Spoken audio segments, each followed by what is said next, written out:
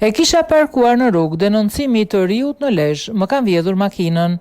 Një automjet ka rënë pre e vjedhjes në Lezhë.